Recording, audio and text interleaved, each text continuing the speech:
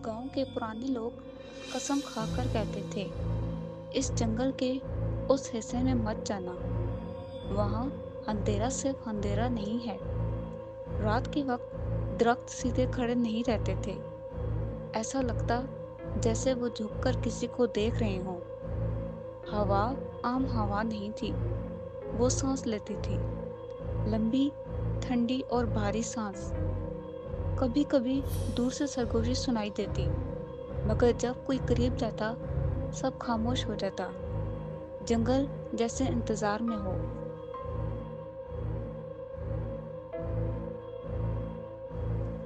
पहले एक चुरावा गायब हुआ। लोगों ने कहा शायद भेड़िया ले गए होंगे। फिर लकड़हारा, फिर दो नौजवान लड़के, फिर एक औरत जो अपने बेटे को ढूंढने गई थी। हर साल कोई न कोई गायब हो जाता, बगैर किसी निशान के। गांव में रात को चिराग जलते रहते, लेकिन नींद किसी को नहीं आती थी। सब जानते थे जंगल अपनी भूख पूरी कर रहा है।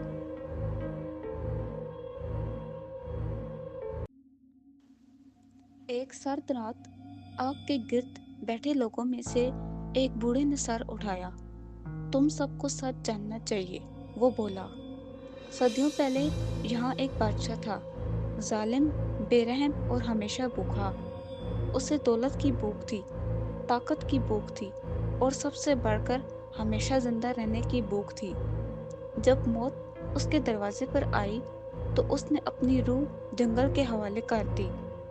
जंगल ने उसे कबूल कर लिया, मगर बदले में हर साल एक दावत मांगी। आग के शोलों में बूढ़े की आंखें चमक रही थी और उसकी आवाज में सच्चाई थी।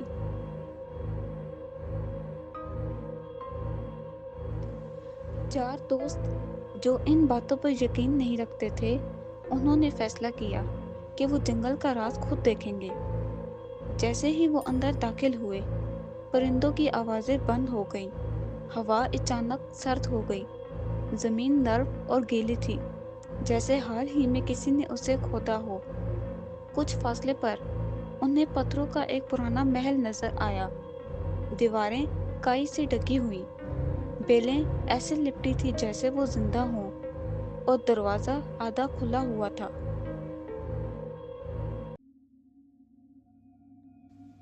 जैसे ही दरवाजा खुला, सड़ी हुई बदबू ने उनका इस्तकबाल किया। अंदर टूटे सतून, बिखरी हड्डियां थी, और बीच में एक अजीम तख्त था।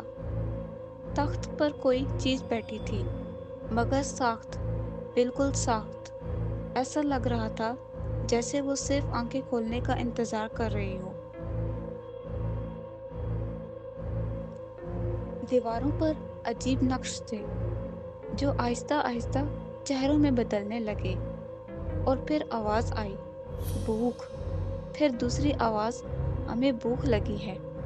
हजारों सरगोशियां एक साथ गूंजने लगी। एक लड़के ने पीछे मुड़कर देखा, दीवार से एक हाथ बाहर निकल रहा था। अचानक इनका एक दोस्त चीखा। चीख इतनी गहरी थी जैसे रूह जिस्म से अलग हो रही हो। जब उन्होंने मुड़कर देखा तो उनका वो दोस्त गायब था। जमीन पर खून के निशान थे, जो सीधे तख्त की तरफ जा रहे थे। हवा मजीद भारी हो गई थी। तख्त पर बैठी लाश ने हरकत की। काई नीचे गिरने लगी, हड्डियां चुरचुराने लगी, और फिर दो सब्ज आंखें खुल गईं। सड़ा हुआ चेहरा, टूटा हुआ ताज, और जिस्म पर उगी हुई काई। दावत का वक्त हो चुका है, उसकी आवाज गूंजी। वो भागकर दूसरे कमरे में पहुंचे। सामने एक लंबी मेज थी, जिस पर इंसानी हड्डियां सजी हुई थी, दीवारों से लटकी लाशें जैसे मेहमान हों। मेज के सिरे पर एक कुर्सी खाली थी, खामोश, पुरअसर, और उनके लिए मखसूस। कमरे की हर चीज, हड्डियां, लाशें और साया, दिल की धड़कन तेज कर रही थी।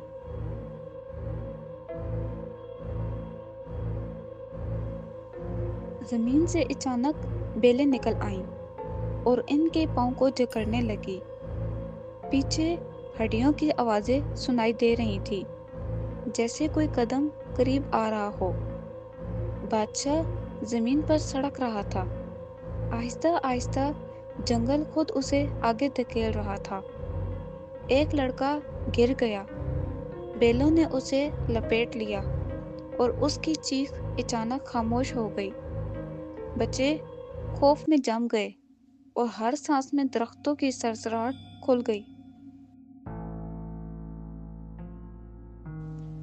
اب صرف 2 لوگ بچے تھے۔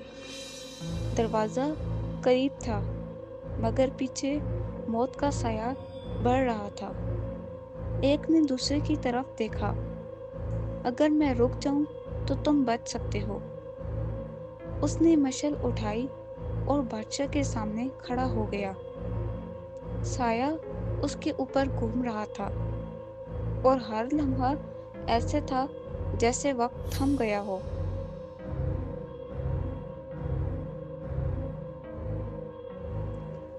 بادشاہ نے اسے پکڑا۔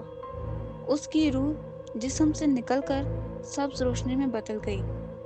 بادشاہ نے اسے نگل لیا اور کمرے میں خوفناک خاموشی چھا گئی، لیکن اس کی آنکھوں میں بھوک اب بھی زندہ تھی، جیسے صدیوں کی خواہش ابھی مکمل نہیں ہوئی ہو۔